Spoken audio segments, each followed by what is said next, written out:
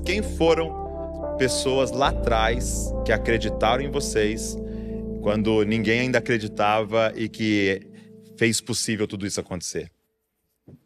Eu tenho alguns pais, né? Nós temos, né? Todos nós. Alguns, um biológico, né? Meu pai, a gente perdeu ele quando eu tinha 19 anos, ele me viu jogar pouco. Mas meu pai era, imagina, um cara de entre 50 e 54 anos, perder a sua esposa, a nossa mãe, e ficar com 9 filhos, 6 mulheres, a mais velha 20 anos e os 2 mais novos 5 anos de idade. Mas ele me fazia descer da bicama toda madrugada, às 5 da manhã, para orar. Acho que foi por isso que eu te ajudei. Teve um excelente professor, né? Me botava de joelhos e aprendi a sair das cotoveladas ali, porque eu dormia, ele já, acorda menina, eu quase escapava aqui e tinha que cantar hino da harpa. Nunca esquecerei. Imagina isso aí, com 5 anos de idade, 6 anos de idade. Eu nunca esquecerei o que ele fez por... Isso aí vocês não lembram dessa molecada? Tem alguns aqui que não sabe. Tem alguns que falaram assim, harpa?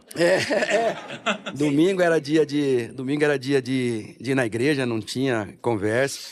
Tive o Cilinho no São Paulo, que foi um pai já, assim, para o futebol e para a vida. Me ensinou muito, me ajudava, me levava para casa, perguntava quem era minha namorada, o que eu estava fazendo com o dinheiro.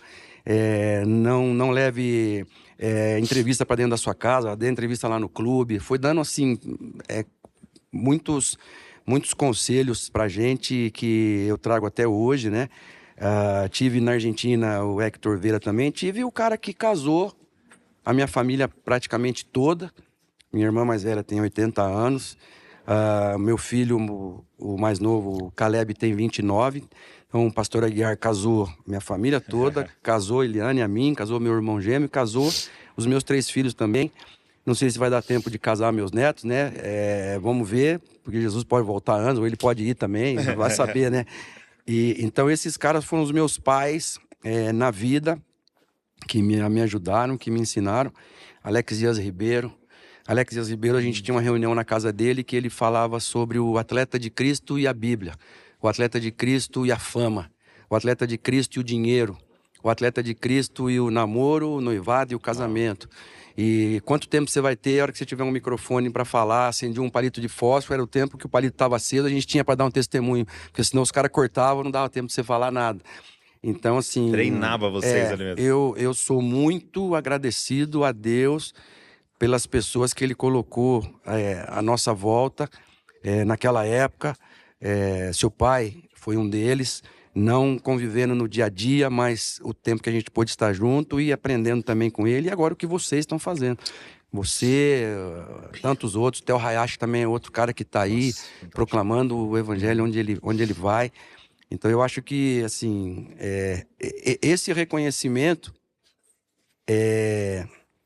a Bíblia fala, né, o que ouvimos e aprendemos, o que nos contaram nossos pais, não encobriremos aos nossos filhos, contaremos às vindouras gerações dos louvores do Senhor, o seu poder e as maravilhas que fez. Então é passar de geração para geração e é isso, é saber que a gente tem de quem a gente aprendeu e para quem a gente vai ensinar. É isso.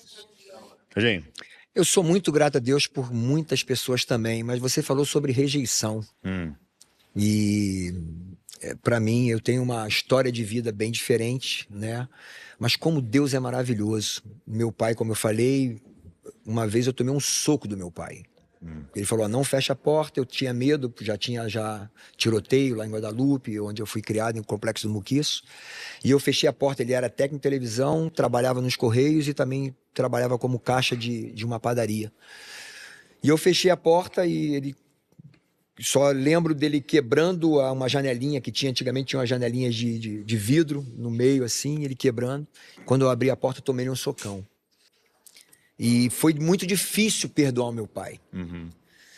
E até que eu fiquei sabendo, depois pelo meu irmão Jaime, que hoje é pastor, que no dia em que meu pai teve um acidente, meu pai caiu, ele se internou no hospital, ele queria se aposentar dos Correios e se internou. Ele tinha um sistema nervoso, mas ele não era, naturalmente, não tinha nenhuma deficiência mental, mas ele queria se aposentar, tentou armar alguma coisa.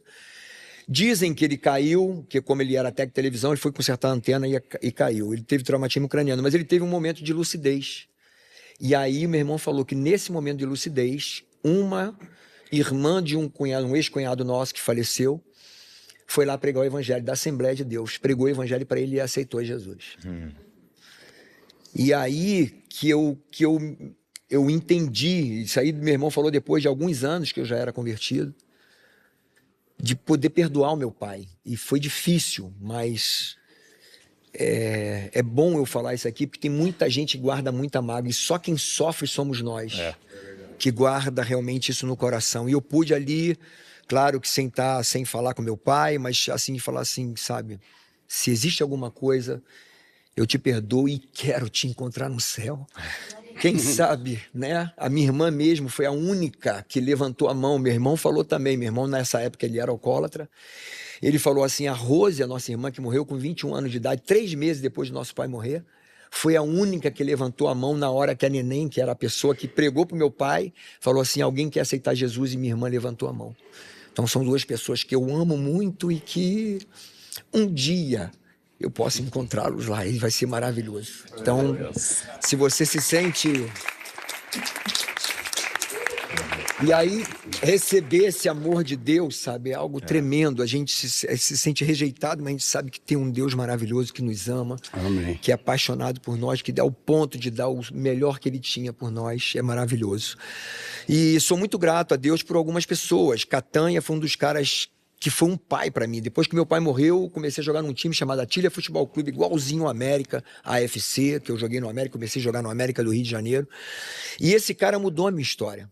São frases que ele falou que eu nunca mais me esqueço. Um dia ele parou, eu acordava 4 da manhã, 10 anos de idade. Depois que meu pai morreu, com 10 anos de idade, eu acordava 4 da manhã e varria todo o prédio com 3 amigos. Lá, quem conhece o Minhocão, lá em Guadalupe, muito perigoso. Eu tinha medo de fantasma, com 10 anos de idade.